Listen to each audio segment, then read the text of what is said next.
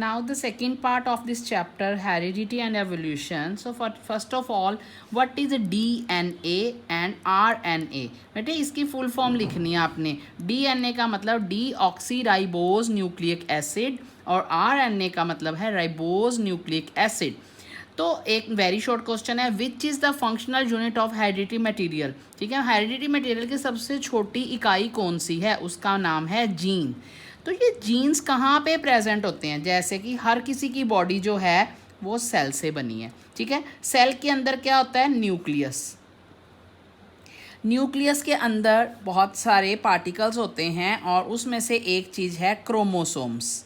तो क्रोमोसोम्स हर किसी में अलग अलग होते हैं, जैसे कि हमारी बॉडी में ह्यूमन बीइंग में 46 होते हैं, या हम इसको 23 पेयर्स कह सकते हैं।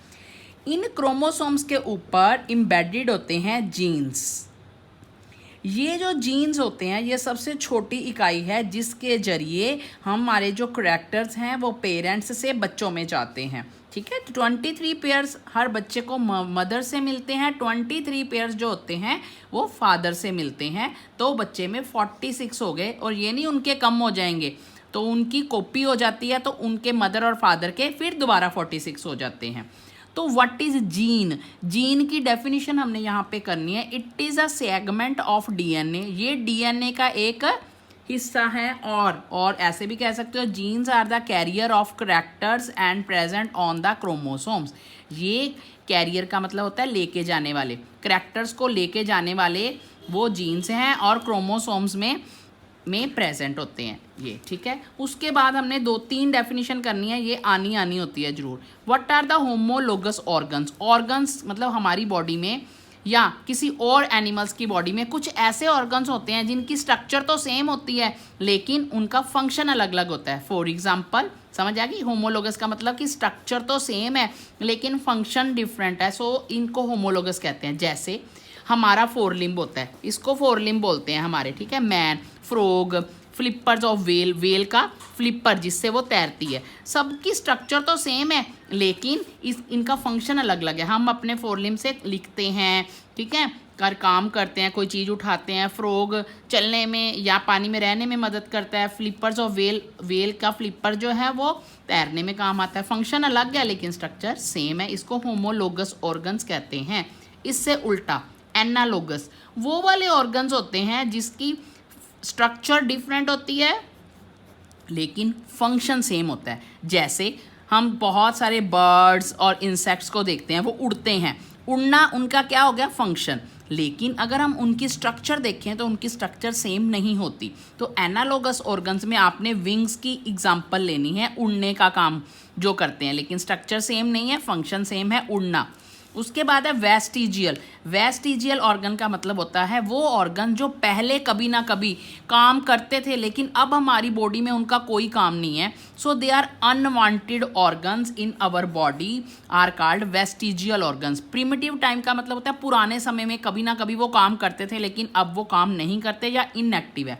जैसे कि बॉडी के हेयर्स, ठीक है, वर्मी फॉर्म अपेंडिक्स, हमारी बॉडी में राइट हैंड की तरफ स्टमक के पास साइड पे एक अपेंडिक्स होती है। कई बार किसी को दर्द होती है, उसका ऑपरेशन करके उसको निकाल देते हैं लेकिन उसका कोई भी उसको निकालने से हमारी बॉडी को कोई नुकसान नहीं पहुंचता। तो some organs present in our body they have no use, तो उन ऑर्गन्स को हम कहते हैं वेस्टिजियल ऑर्गन। नो यूज़ भी आप याद कर सकते हो कि इनका हमारी बॉडी में कोई यूज़ नहीं है। इस दूसरी एग्जांपल है ईयर मसल्स। ये वो मसल्स होती थी जिसमें कि ईयर मूवमेंट करते थे लेकिन हमारी बॉडी में हमारे ईयर एक जगह पे स्टेबल रहते हैं, तो ये वाली मसल्स हैं लेकिन वर्क नहीं करती। ठीक है, आगे हमने क्या है, हाउ डू, ये हमने कर लिया है लेकिन आपको मैंने क्वेश्चन बताती हूँ ये कैसे आएगा। How do Mendel experiment show that gene में बी डोमिनेंट और रिसेसिव। जो जीन्स होते हैं कुछ डोमिनेंट होते हैं और कुछ रिसेसिव होते हैं। इसको उसने एक लॉ दे दिया जिसका नाम है लॉ ऑफ डोमिनेंस। इसमें आपने कौन सा आंसर देना है, जो मैंने कल आपको ये वाला करवाया था ना, फिनोटाइप और जो टॉल प्लांट लिया था, ड्वार्फ लिया था, इसकी ये वाली एग्जांपल आपने इस क्वेश्चन पे देनी है, लॉ ऑफ डोमिनेंस। इसके जो नोट्स हैं वो मैं आपको भी पिक्चर सेंड कर देती हूँ। सेकंड क्वेश्चन, उसने 2 लॉ दिया मेंडल ने, ठीक है। कल हमने एक लॉ कर लिया था, उसका नाम था लॉ ऑफ डोमिनेंस। अभी सेकंड लॉ सेकंड लॉ आएगा जिसमें हमने 2 करैक्टर्स लेने हैं, उसको कहते हैं लॉ ऑफ इंडिपेंडेंट असॉर्टमेंट। तो ये लॉ क्या कहता है? ये लॉ कहता है कि अगर हम पहले एक करैक्टर लेते थे हाइट का, यानी एक लंबा पौधा है एक छोटा है, एक ही चीज़ ली थी हमने हाइट की पहले वाले में। अब हम क्या उसको बोलते हैं मोनो हाइब्रिड का मतलब एक करैक्टर लिया था। अभी हम 2 करैक्टर इकट्ठे लेंगे, यानी एक पौधा है उसके 2 करैक्टर, एक पौधा उसके 2 करैक्टर, इसलिए उसको डाई हाइब्रिड कहते हैं। इसमें हर किसी ने अपने आप को एक्सप्रेस करना है, लेकिन सेकेंड जनरेशन में। तो इसका मतलब है लॉ ऑफ इंडिपेंडेंट इंडिपेंडेंट का मतलब पर्सनली हर किसी ने अपने आप को शो करना है, इसको इंडिपेंडेंट। इसके भी नोट्स मैं आपको दूंगी, लेकिन इसको हमने मैथमेटिकली इस तरह करना है। सबसे पहले हम लेते हैं राउंड एंड ग्रीन। ये सीड्स की वैरायटी है। सीड्स किसके सीड्स हैं बेटे? पी के। पी का मतलब मटर के दाने। तो एक ऐसा मटर का दाना है जो है तो राउंड है लेकिन उसका कलर क्या है? ग्रीन। एक हमारा और सीड है जो राउंड नहीं है, रिंकल है, ऐसे टेढ़ा मेढ़ा सा ऐसे, राइट। अब इसका कलर है येलो, इसका येलो है, इसका कलर है ग्रीन। तो इन दोनों को हमने क्रॉस करवाना है। इसमें क्या है, राउंड कलर जो है वो डोमिनेंट है, ग्रीन जो है वो रिसेसिव है। मतलब कि इसमें से ज़्यादा इफेक्टिव कौन सा है? राउंड। और दूसरे में रिंकल जो है इसके ऑपोजिट है, ये रिसेसिव है, इसमें ये डोमिनेंट है। येलो मतलब येलो बेटर है, इसमें से राउंड बेटर है। इन दोनों को क्रॉस करवाया तो हमने क्या देखा, इन F1 जनरेशन, पहली जनरेशन में जब पौधे उत्पन्न हुए तो सारे RY, ये क्या हो गया? इसमें आंसर आ गया राउंड एंड येलो। इसमें से एक करैक्टर आ गया, इसमें से एक करैक्टर आ गया।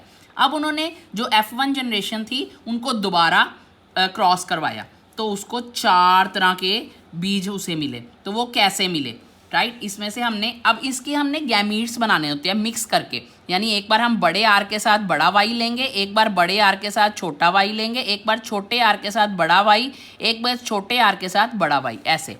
These are the gametes. R बड़ा आर ले लेना है, बड़ा वाई, बड़ा आर छोटा वाई, छोटा आर बड़ा वाई, छोटा आर छोटा वाई। इसको इधर भी लिख लेना, इधर, इसमें आपस में क्रॉस कर देना, इसको इससे, इसको इससे, इसको ऐसे करके आप एक चार्ट बनाओगे तो आपको क्या मिलेगा? 4 तरह के प्रोजेनी मिलेगी। इसकी रेशो होगी 9:3:3:1, ठीक है। 9 क्या होंगे? 9 सबसे पहले कौन से होंगे? जो राउंड एंड येलो, जो फर्स्ट जनरेशन में आए थे। अब मिक्स वाले, अब राउंड तो होंगे लेकिन उसके साथ क्या कलर आ गया? राउंड के साथ येलो। क्यों? क्योंकि छोटा वाई आ गया। दोनों छोटे वाई के साथ येलो आएगा, दोनों बड़े के साथ राउंड आएगा। अब दोनों छोटे का मतलब है रिंकल्ड, दोनों बड़े का येलो। और एक ऐसा आएगा पौधा जिसमें दोनों रिसेसिव गुण आएंगे, छोटे छोटे, तो इसका आ जाएगा राउंड एंड ग्रीन। तो ये मैं इसकी फ़ोटो भेजूंगी, आप इसको ट्राई करना। नहीं समझ आया तो मैं दोबारा करवा दूंगी, आप ट्राई करना इसको। ओके।